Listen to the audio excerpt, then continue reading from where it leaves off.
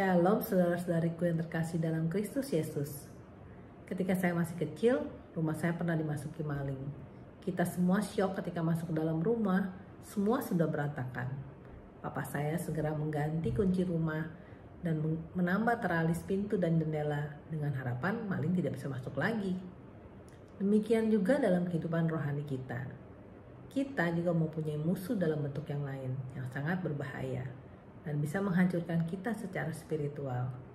Untuk itu, kita harus berjaga-jaga dan berusaha memperkuat pertahanan kita.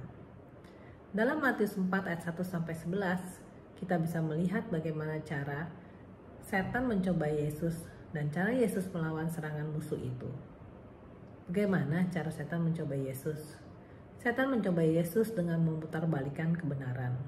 Kalau kita lihat sebelumnya dalam kisah pembaptisan Yesus, dalam Matius 3 ayat 17 dikatakan, setelah Yesus dibaptis, terdengar suara dari surga yang mengatakan, "Inilah anakku yang kukasihi, kepadanya lah aku berkenan." Jadi sekarang setan berusaha menyerang Yesus agar dia ragu, apakah benar dia adalah anak Allah yang dikasihi. Mari kita lihat pencobaan yang dialami Adam dan Hawa dalam Taman Eden. Allah memerintahkan kepada Adam agar dia boleh memakan semua pohon yang ada dalam taman itu, kecuali buah pengetahuan tentang yang baik dan yang jahat. Dan mereka akan mati jika memakannya. Tapi seperti kita lihat dalam Kejadian 3, setan mulai memelintir perkataan Tuhan. Dia mengatakan, tentu Allah berfirman bahwa semua pohon dalam taman ini jangan kamu makan, bukan? Setan memutarbalikkan kebenaran Tuhan dan membuat Adam dan Hawa terjebak dalam kebohongan itu. Setan juga selalu menyerang kita dengan cara yang berbeda. Dia sangat pintar dalam mencari kelemahan kita dan mencobai kita untuk percaya pada kata-kata bohongnya dan menghancurkan kita. Begitu kita terjebak dalam kebohongan itu. Ketika kita senang dan bahagia, kita pasti merasa semuanya baik-baik saja. Tapi kebalikannya, ketika kita ada masalah, kita langsung bilang akan kita mempunyai pencobaan yang berat. Meskipun kadang-kala pencobaan itu sebenarnya tidaklah berat. Mungkin juga karena dikarenakan kita tidak mempunyai pertahanan sama sekali, atau kita mempunyai pertahanan yang lemah. Mari kita perhatikan tentang kisah siren dalam mitologi Yunani. Siren adalah makhluk semacam mermaid berwujud setengah wanita dan setengah burung yang menyanyikan lagu pada para pelaut yang lewat.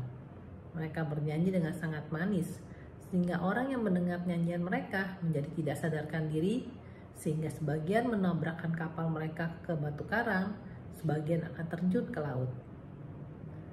Ketika Odysseus melewati tempat para siren, dia menyuruh awak kapalnya untuk menyumbat telinga mereka dengan lilin, supaya tidak mendengar nyanyian siren.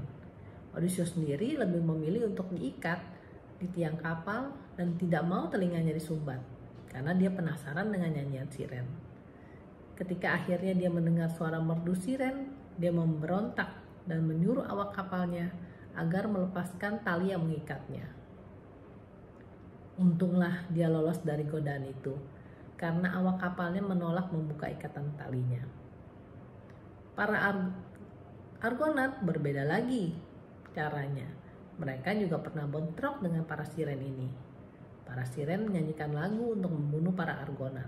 Namun, salah seorang Argonaut adalah Orpheus, seorang musisi hebat. Orpheus mengeluarkan kecapinya dan menyanyikan sebuah lagu yang begitu indah sehingga mengalahkan suara siren. Dan mereka semua selamat karena suara siren menjadi tidak terdengar oleh mereka. Sekarang, bagaimana kita memperkuat pertahanan kita? Kita bisa belajar dari Yesus dalam Injil ini. Pertama adalah melalui kekuatan doa. Ketika setan mencoba Yesus, dia sedang dalam keadaan berdoa dan berpuasa. 40 hari retret di padang gurun. Doa membuat kita dikelilingi oleh perlindungan Tuhan. Matius 26 ayat 41, Yesus mengingatkan kepada para rasul, "Berjaga-jagalah dan berdoalah, supaya kamu jangan jatuh ke dalam pencobaan.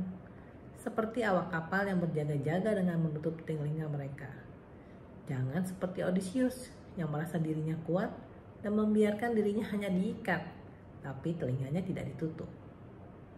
Yang kedua adalah dengan memakai perisai dari firman Tuhan. Yesus menunjukkan dari perikop ini, 3 kali setan mencobai Yesus, tapi setiap kali Yesus selalu menjawab dengan cara yang sama, yaitu dengan mengatakan ada tertulis, ada tertulis, ada tertulis, yang dilanjutkan dengan kutipan dari firman Tuhan. Firman Tuhan adalah senjata rohani yang digunakan Yesus untuk melawan pencobaan dari setan. Sama seperti para Argonaut yang hanya mendengarkan nyanyian Orpheus, yang jelas-jelas bisa mengalahkan suara para siren. Efesus 6 ayat 13, sebab itu ambillah seluruh perlengkapan senjata Allah, supaya kamu dapat mengadakan perlawanan pada hari yang jahat itu, dan tetap berdiri sesudah kamu menyelesaikan segala sesuatu. Kita mungkin berhasil melawan godaan pada satu waktu tertentu, tapi tidak berarti kita tidak akan pernah menghadapi godaan lagi. 1 Petrus 5 ayat 8, sadarlah dan berjaga-jagalah, lawanmu si iblis berjalan keliling sama seperti singa yang mengaum-ngaum dan mencari orang yang dapat ditelannya.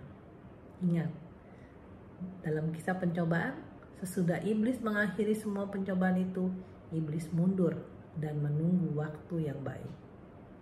Bila ada masukan, mohon berikan komentar Anda. Jangan lupa di like dan subscribe, juga di share agar kita bisa saling memberkati. Amin. Tuhan Yesus memberkati kita semua.